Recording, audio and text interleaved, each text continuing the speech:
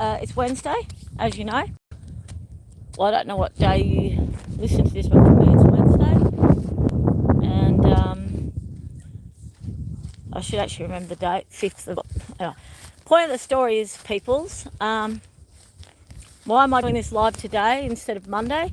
Because I was camping in the bush. Right now, I've got, as you can see, I've got the leads and the water and the dogs. And I'm back at 2J River in near Northern. Well, this is the Northern River, but going 2J side. But I actually had 3 days in the Bush National Park, so it's just me, because in Australia, as I think it's everywhere around the world, you can't take dogs into national park. So yeah, giving them their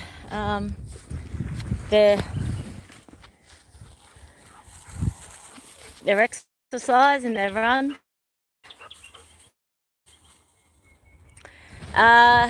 Before I go to my Wednesday commitment, I'm having trouble, sorry, because of the wind. I'm trying to nestle my phone in my hat.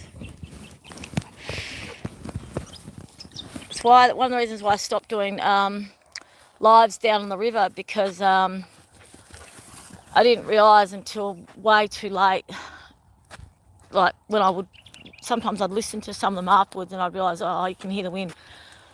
Because for me it's a slight breeze, like it's not a wind at all. It's just like a nice breeze. And I didn't actually realise that it was making so much horrible noise in the thing. So basically, look at this. You might not think this is beautiful, but I do. It's dried. It's these flowers here. They're just absolutely amazing. I don't know what their name is, sorry. I have to learn. There's a lot that I need to learn. And even when it's dry, it's still beautiful. Pretty amazing, hey? I was camping at National Park and it was just absolutely amazing. Wandoo National Park, actually. And absolutely, oh my lord, because we've been having some rain up here in the wheat belt. And what's actually happened is the ground has got enough moisture in it, but there's enough warmth that the flowers are just amazing. And where I was camping, the flowers, the native wildlife, the wildflowers are just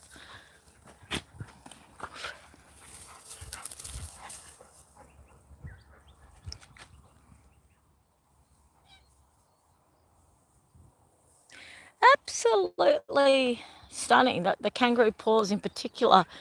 I used to know the names of what. Sorry, there's these ants, and they're so they bite you. Because it's quite dry at the moment, and so the ants quite ferocious because there is rain coming. I don't know if you can see it, but there's rain coming. Yes, there's flies. Now, what's the point of this live? What I really like about my old lives is I could, it gave me the option of giving it a title before I started, and it gave me a bit of a parameter. Today I'm doing it mainly out of commitment to create a routine, because I keep promising that I'll do a live every, Monday. So I thought, oh, a big bumblebee. And it wasn't a big bumblebee, sorry, it was a big ant. It was huge. It was very orange. I thought it was a bee, and I realised, no, that's not a bee. Yeah, what am I trying to say to you? I'm trying to say that I am attempting to be committed to this site, to this YouTube site. And sometimes I don't even know what I'm going to say. We've actually hit a dead end. I'll show you something. We haven't hit a dead end if I had boots on, but I'll just show you what I'm wearing. I don't know if you can see. Just so if there's snakes around and this and that, it's not safe.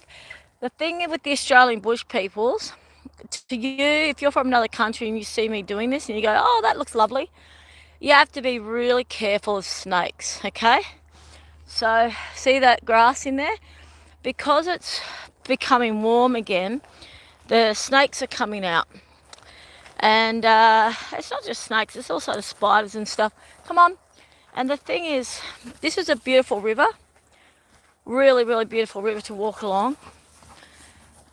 A lot of people who live in this town that I live in don't walk along this river because they think it's too rough and tumble and hard. And I'm like, oh, really?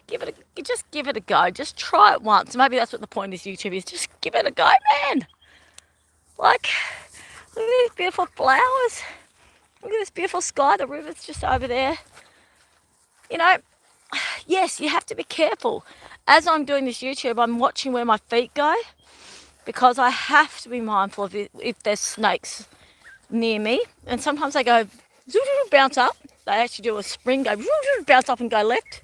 Sorry, they bounce up and then go sideways. So you do have to be mindful. They might not be on the ground. See this? This is where you have to start being really careful. They might be on the ground and they might not. They might be in the bush and they might jump at you. Now, they only jump at you usually when they try and protect their babies. So they don't do it. Very few snakes deliberately attack you because they just want to attack you, okay? Okay, there are some snakes, as we all know, that are particularly aggressive. But most of them aren't, okay? There's a little Xena in the water. But that's what the thing is. Near the water is where they like to be because they take ages to warm up. A lot of them like to swim. It's quite cute. The animals swim with them as well.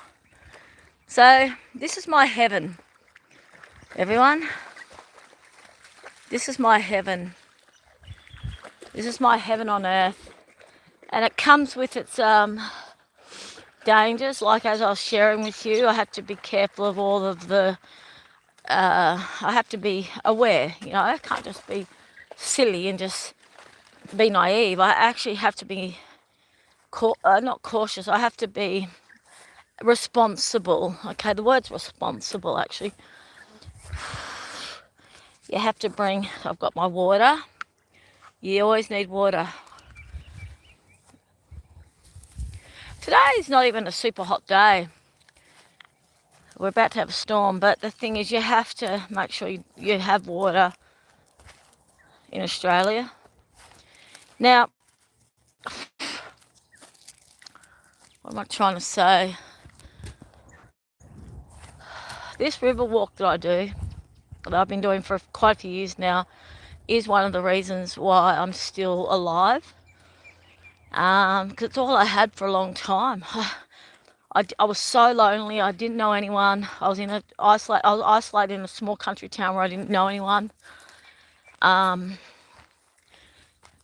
at that time, I had this temporary time frame where I didn't have any money for quite a few months, and I didn't have any petrol. Couldn't put petrol in the vehicle. The vehicle became unregistered. My glasses broke. I had no phone. So I had no internet. So it was a pretty interesting time, peoples, because I wasn't able to. There's the Xena. I wasn't able to ring anyone or go on. I could go on social media when I had access to Wi-Fi. Dome Cafe had Wi-Fi, but then there was always people around, so I didn't necessarily want to use the Wi-Fi where I had access to it because I was in such a vulnerable state. I just needed to be somewhere safe, like not in a public space. So I didn't utilise the free Wi-Fi at the library and at the Dome, but I knew that it was there, okay? So I knew in the back of my head I was not completely isolated. It was a pretty amazing feeling, peoples. And what happened during that time? It was just me, the river, and at that point Alvin, the big brown dog. And he was a pup back then. And we walked, man. Sometimes we walked for 4 or 5 hours. Like, it was a bit much for a pup. And actually, in hindsight, maybe it was good for him because he had a lot of energy. Anyways, the point of the story that I'm trying to make is that this river I got to know it and learn it in a way that a lot of people who live in this country town I live in, a lot of people don't know the river like I know it. Now, one of the reasons is it was my lifeline for at least a year. And I literally walked it for so many hours in so many different areas and parts. I explored the area, the town. And it was quite amazing because when I started meeting people in the northern town, especially through the church that I started going to, which I'm still part of, actually just in the process of becoming a member actually. One of these days I'll probably end up being an elder, being part of helping running the church. I mean, I volunteer, I do kitchen duty there, and a big part, I do Bible study there. Yeah, I love it, Bridgeley Church Cross. But what I'm trying to say is that when I started to share with people my experiences of the river, it was quite interesting because in the beginning, most people were like, oh, you can't walk along that river, it's dangerous, it's this, it's that, the snakes, the this, the... I said, oh, please, just give it a go. Just try it out one time. So I thought, wow, what a blessing for me to know this river in such a way. And not the river, but the banks of the river. And I'm always going to value that my beginning of getting to know Northern was walking for hours along this riverbank because I was so isolated. It was just me, God, and the dog.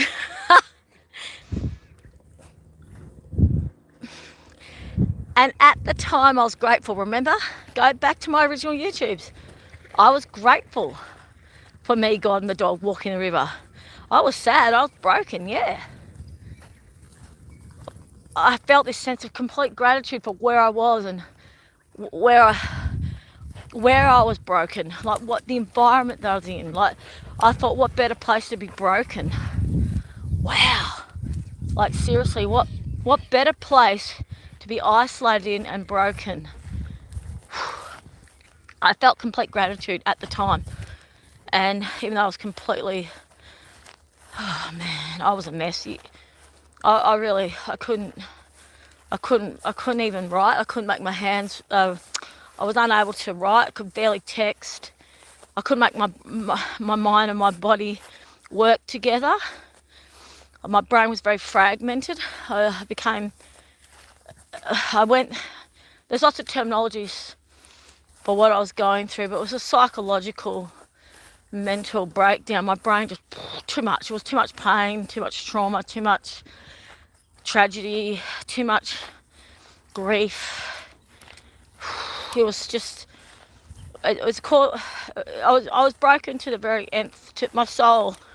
I got completely humbled to the very depths of where a human can go within my experience. I know that other humans in other cultures,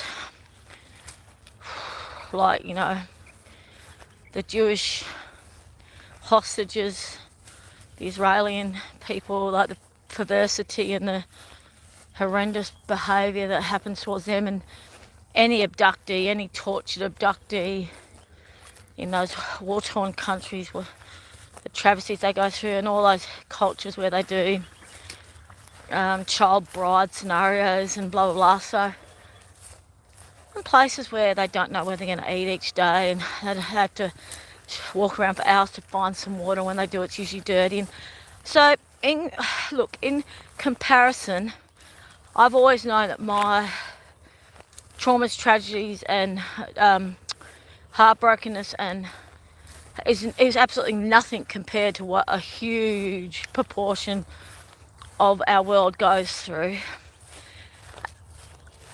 And I had to learn not to minimise what I was going through. I had to learn to go, look, just because yours isn't as extreme as all these other people's, I'm actually going to pull this live one off. I'll tell you why. The flies are really, because it's about to rain. It's humid. It was a really interesting process, peoples, because I had to learn to accept that my trauma was legit, my pain was legit, my Xena. She's way too far. Xena Bina, quick. I don't know if you can see her. Well done, thank you. Woohoo! Can you see her? My little darling Xena Bina. Yay! I don't know if I've got her in the video or not. Sorry, I couldn't see what I was showing. Anyways, point of the story is, it was really interesting because in the beginning of these walks along this Avon River, I was so broken that I was just so broken I couldn't even think about my brokenness. I just was broken, so I didn't justify it. I didn't do any, what do you call it, intellectualizing. I was just so broken. I was just completely in my feelings, right? And I think that was a real godsend. So I didn't overanalyze it. I didn't try to psychoanalyze it, nothing. I was just in it, right? Because I was that broken. And that's when I realized how broken I really was, because I'm such a highly intelligent person who's done a lot of learning about mental health and anything to do with neurology, like brain health. Because I've had a major brain disorder since I was really, really young, based on, you know, extreme childhood abuse, like next level childhood abuse, and that decompartmentalisation that a child goes through to survive. So, but I was one of these people who I separated from a lot of the trauma, but I watched it as an observer, so I was always present. I never disassociated completely. Very interesting. Found out that hardly that doesn't happen very often. A lot of people completely separate, and that's why they get these different personas, and that's why they have so many hidden layers of not darkness, but of depths of pain, hurts, which become depravities and often psychosis, and often leads to narcissistic tendencies. It's unresolved trauma. And a lot of that comes from because a lot of people disassociate as it's happening, right? And I didn't. I'm one of these really rare people who I never disassociated whilst the abuses were occurring. I actually remember everything because I was present. Far out, man. But what actually happened was I went to observe my soul. I don't know what it was, but there was this essence of me that went to an observer role. Obviously, I wasn't aware of any of this until I was in my mid-30s and I was at university studying psychology. It was just a survival technique that I developed when I was really, really young. And apparently it's a very unique survival technique. And what actually happened was I went to observer mode. So I disassociated to a point, like I took my essence away. I took my heart out. I took my truth of who I really am out of the trauma. So I'm one of these blessed people that didn't get caught up in the world of shame.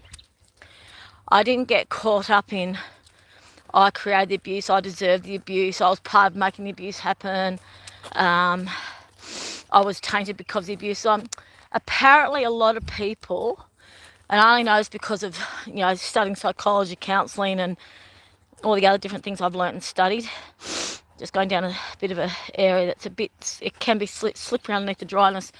Basically what happened was, I learned over time that a lot of people get caught up in the abuse and start to identify as the abuse, and it becomes part of their personality.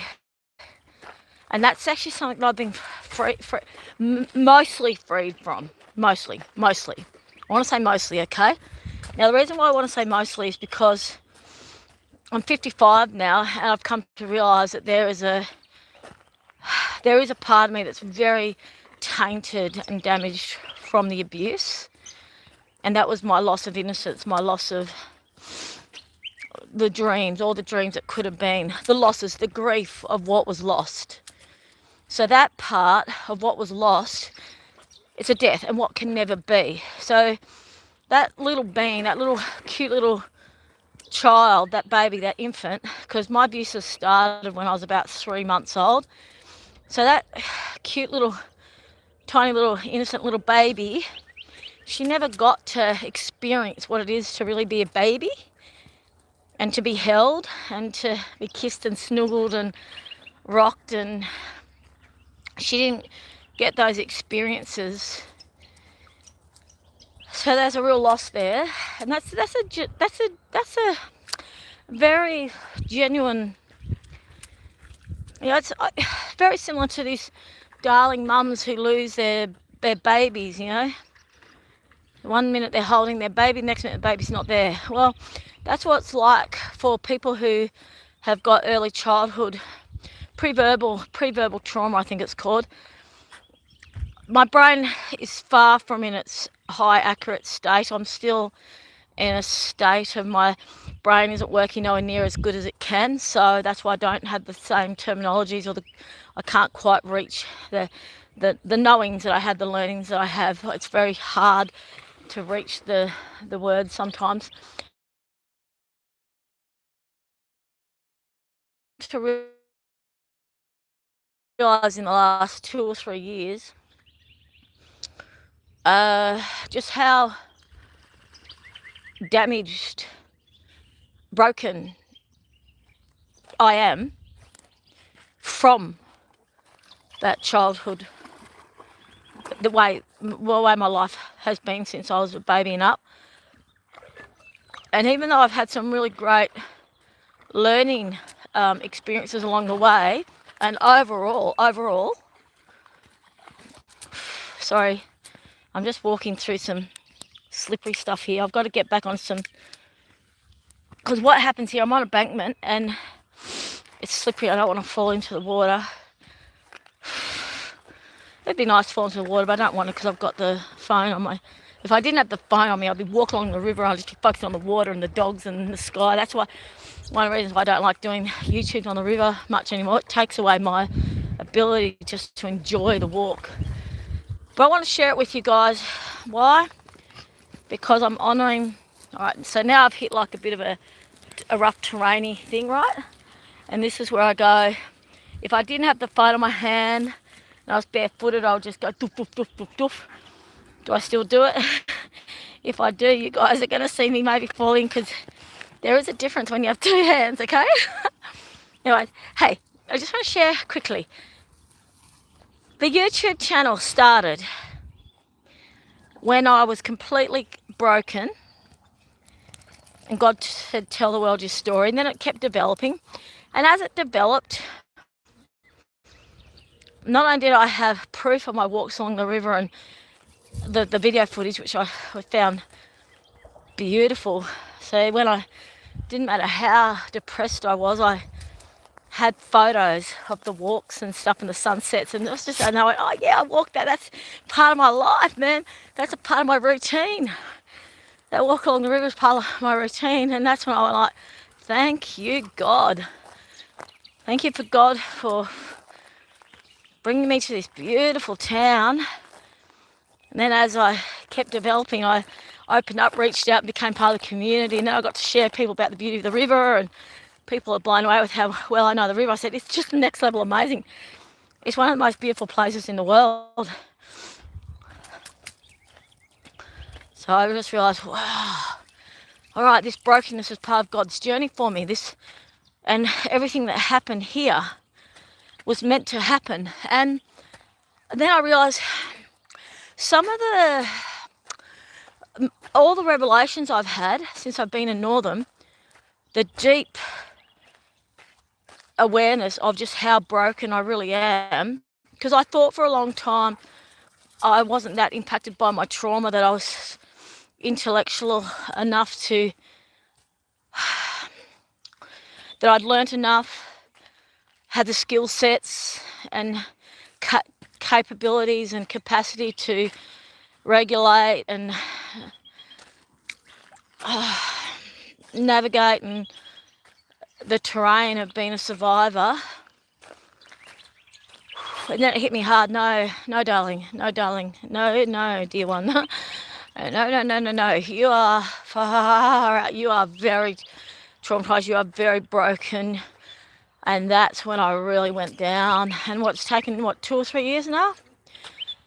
And it's great because I've been surrounded by loving support, not just people, like friends and loved family, or loved ones, but professionals, medical people. So for the first time in my whole life, I've got the proper support, nothing like what it should be because our system's so broken.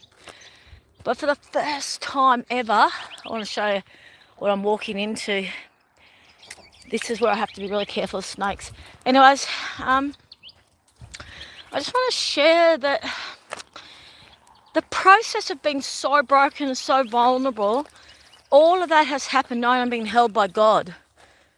So I knew I wasn't alone. I knew I was protected. I knew that everything was perfect and I was okay. And I just knew I could go as deep as I needed to heal the human brokenness, to get to the true destiny. My true destiny of what I was always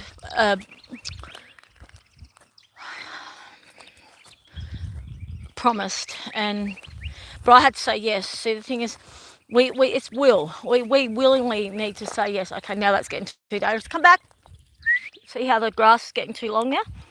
Like it's almost up to my knees. So come back. Come on. If you can't see the path, if you can't see where you're putting your feet, and there's grass everywhere, that's just pure stupidity. And that's what I'm coming to learn. Mindfulness. Come on.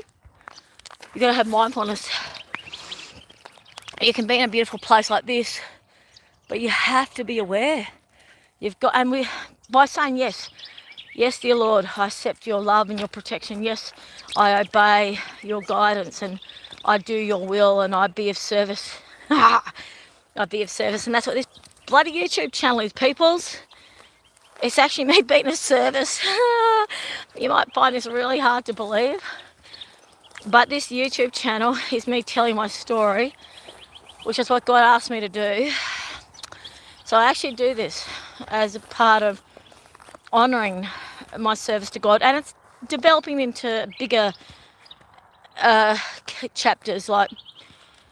Like as I've already shared with you, I've finally started updating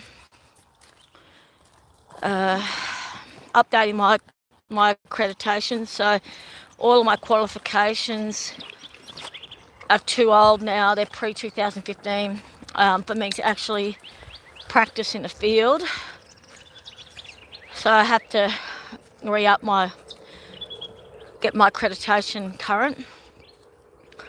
And I've started that process, and that's a big process. So not big process in doing the study, big process in actually finally going, my brain can handle using a computer again. Come on. My brain can handle using a computer. Yep, I'm prepared to get back into the workforce in that particular sector, of mental health, life coaching, that type of thing on a paid level, like getting paid for it.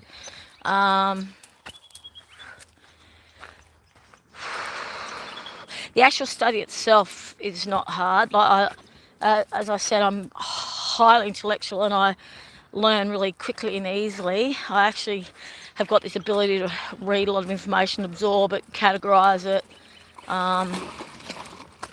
for many, many different reasons. I think it's a DNA thing. My father had a photographic memory and was considered a genius. My kids have got high intellect, so I think it's something in our DNA. But also, I'm going to be very honest here, undiagnosed, completely undiagnosed, but through all my study, I actually do believe I have elements of autism. I know autism's a really big branch, big umbrella, and the term's overused. But with my brain, I'm savant. I've got a bit of savantism. So basically, oh, I don't want to fall in there. I just want to show you where I don't know if you can see, I have to go back. Basically, what I'm trying to say is that my brain can absorb information really fast, it gets taken in really deep, and it gets retained. However, I can only do it in certain circumstances, like the environment has to be a certain way, like it's got to be relatively quiet. I hated studying at university because it was too noisy. I don't even like libraries because I find them too noisy. So I need quietness, and except for music. I need to be able to have the opportunity to put some music on if I need to. I need access to lots of water. Zena, Alvin. Zena, Alvin. Well done. I have to be careful I don't chase kangaroos. Come on, Zena, and ducks. Come on, Zena. Thank you. Yeah, because I won't allow them to hassle the animal, the wildlife. So, yeah, I have a brain that can absorb a lot of information, yet it has to be done a certain way. So, for me to take on studying is no easy. I have to have home. I have to have somewhere where I can study, somewhere I can be alone and sit and set up a computer. So, yeah, home is a big part of it. And this might sound really odd, but even though I'm a free-spirited person, I love adventure, I really need routine. I'm one of these people who needs routine. I need things to be super simple. I can handle complexities, but I need a simple base. I need a ground base, which is rocks like solid, unshakable solid. Whew. So, it is challenging to get that need met. A lot of us, my base need is security. Yeah, security. And that ties back into the childhood abuse, the safety and security. So when I have safety and security, then my brain is like next level. It blows me out sometimes. Yeah, so there you go. That's where we're at. And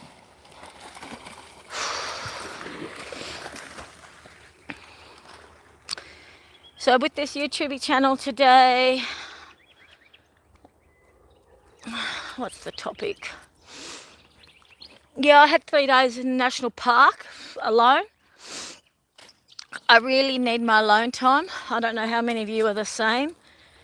I need to have alone time to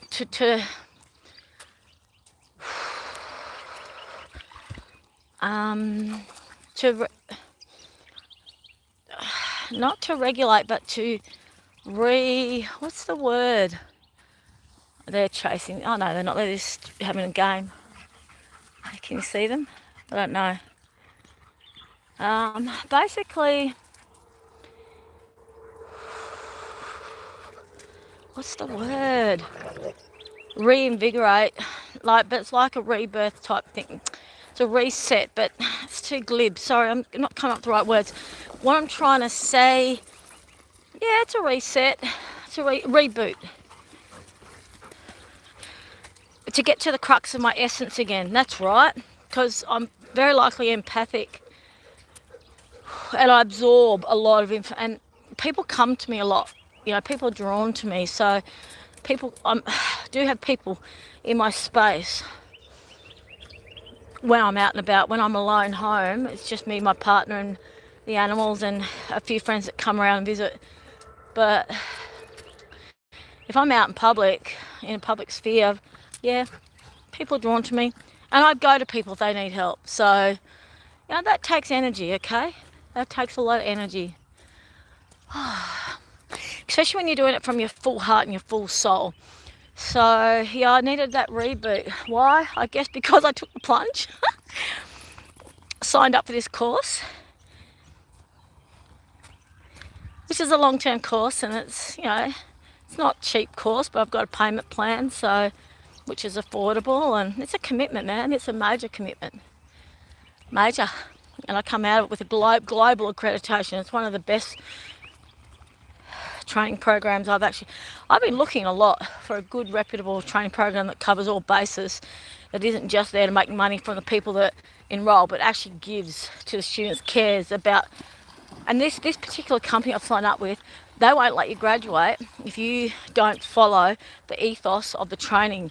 So if there's anything you do or say that doesn't follow in with the ethos of the vision of the training, they won't let you graduate. So you can't graduate with their accreditation unless you have the integrity that their training program strives for. Now, they're going for 20 plus years, maybe a little bit longer, and now they've got global recognition because they're perceived as one of the most integral, ethical, it's just a beautiful company. So to get accreditation for this particular training program means I'll be globally accredited. My accreditations will be valued, seen and recognised throughout the whole world. Woohoo!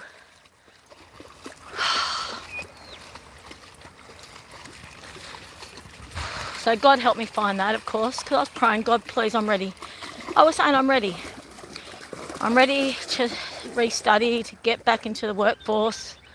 I mean, I do gardening jobs, and I can do a clean job if I want here, but to get back into the field, I've been in the mental health sector, and to actually create my business, set it up with the insurance that's required and this and that, I need the to actually make this a legit business. I need my accreditation first. Insurance, look at her, she's covered in dirt, man. I don't know if you can see her. Look at her, she's covered in bloody mud. Oh, yuck. Thanks, Zenavina. Anyways, point of the story is it's all very exciting. Oh no, I'll take my shoes off. Alvin, I'll just go back this way, keep my shoes on. One less thing to carry. So basically, the journey of this river, where it got me, the process of this YouTube channel, why did I feel obligated to do it today, giving you an update of where I'm at. Hopefully this inspires any of you who are, even if this is your first time of seeing me, if you get inspired by this to, when you move to the next chapter, when you move to the next stage, which is what I'm in now, it usually comes from, look, if it's a really big chapter where you're really moving to where you're really meant to be in God's grace, usually there's been a lot of losses beforehand. A lot of doors get shut, a lot of people leave your life. You have a big change in your heart and in your psyche and your ego, because it's about being willing to be humble, to be a servant, to be of service, which means really addressing addressing the egotistical side of us, which is usually based on the traumas and unresolved whatevers that have happened in our lives. And I know that most of you probably are aware of what I just said. If you're holding on to grudges or lack of forgiveness, it's about, you've got to forgive not just yourself, but everyone in God's grace, because then we can be forgiven, and then we can be fully supported and guided, protected, and used as warriors, used as servants, because we have to have that place of being really obeying the word of love, kindness, and which is what God's word is, love and kindness. And when we're obeying love and kindness and humility and servitude and righteousness, honesty, truth, when we're obeying those laws, we really can only get to that place when we've released any, I'm just going to use the word baggage. I think you all know what I mean by baggage, hey? So we've got to let it go, release the broken part, the baggage, the broken parts of who we are as humans. Release the broken parts of ourselves. Release the broken parts of ourselves. It has to be released. You've got to release the broken parts of yourself because that's not who you really are. That's your human experience. The essence of who we really are, whew, wonderful, beautiful, just completely loved, lovable, in every way, perfect. Not perfect, wrong word. Important, really useful, needed. We're all imperfect, always. No human will ever reach perfection. We can feel and revel in perfection via surrendering to God's perfection. And then that's when the miracles are just like abound and our life just becomes one big miracle. And in that, with the miracles, there is still pain. You know, this is something I've been learning at church and Bible study. Surrendering to God and living a godly life does not mean we have no more pain. I'm sorry. Pain is a part of the human experience. Whilst we're alive on this planet, we will suffer. That is part of the human experience on planet Earth, peoples. That's part of it. There will always be suffering on some level. So just because you surrender to God completely and accept God's full love and we obey God's will completely, doesn't mean a tragedy might not occur, okay? And when a tragedy occurs, it doesn't always mean God made it happen, okay? Often the tragedies are not of God's doing. However, God will turn anything and everything around to a wonderful miracle.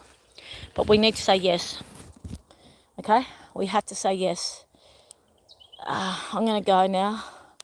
I can't really read anything, but I just saw Jesus be with you at the very bottom. I can't, just so you know, I can't really, I mean, it's a bit, where I am, it's,